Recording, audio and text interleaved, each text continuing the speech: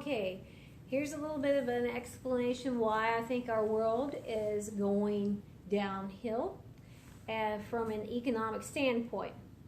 Now, first of all, yes, I did take every single economics class available. I do have a good GPA.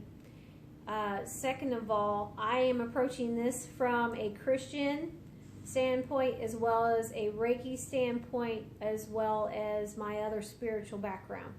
And no, I am not of a bad spiritual background. It's another major religion that actually I have never formally went to, but I have studied in detail for over 10 years.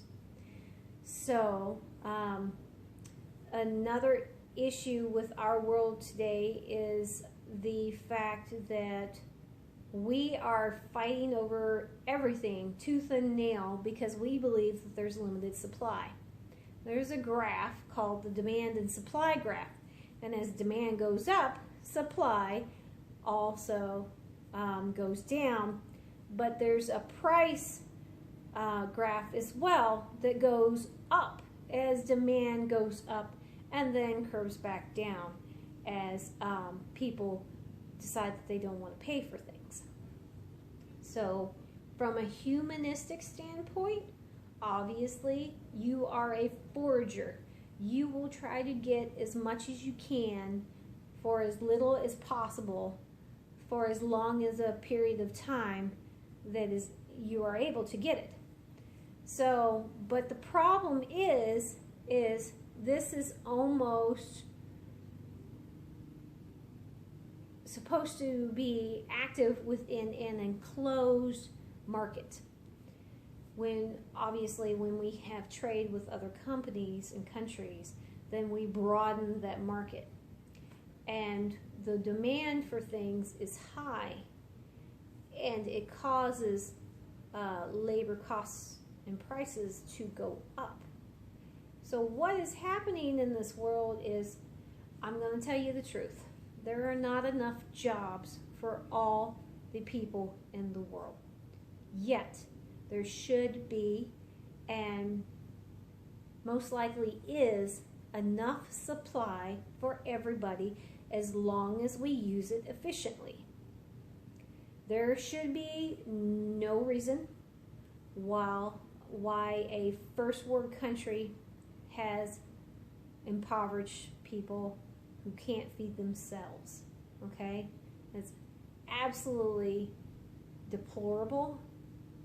There is no reason why people should live in environments that are extremely adverse, okay? I know sometimes that other people from that same social class create issues. I'm not going to sugarcoat it. This is how it is, and this is what we have created. And what has happened, though, is we have gotten rid of our middle class. And these middle class people, when they have stability, they are more morally aware. They cause fewer problems. But instead, we have a bunch of big companies who have invested a ton of money in physical assets, so they don't have enough money for labor costs, okay? And to be honest, some of the productions that we have now, we can produce a lot more from a mechanical aspect.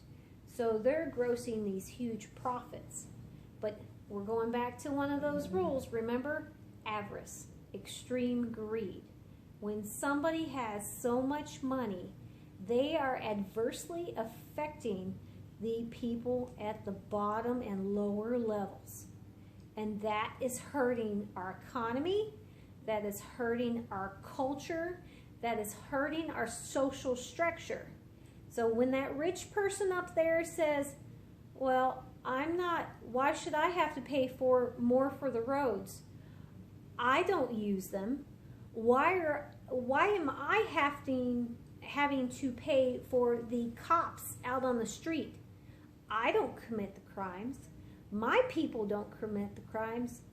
yes, you are inadvertently causing that issue, that problem to happen. Because when you are super intelligent, when you have extremely good social skills, when you have very good business sense, when you are extremely wealthy, you have the responsibility to take care of the people that you have hurt.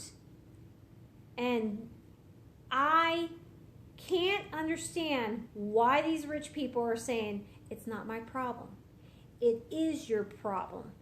You are a brother and sister and grandfather and third cousin to all these people around you. And when you hurt one, you hurt other people too. So when you cause that guy in New York to lose his job, so his wife decided he doesn't want to do the chemo treatments, even though she has a 70% chance of living, and then he goes out and robs a bank or an armed truck and causes that himself to be put in jail, and while he's in jail he beats the crap out of somebody and kills a bunch of people, or he gets killed himself. That is your externality that you caused. It is not a full sin, but avarice is a failing. And when you are like someone who is actualized and who tries to do something, that's when the higher ups realize that you are trying your best. Despite being wealthy, despite being extremely intelligent, despite being extremely socially adept.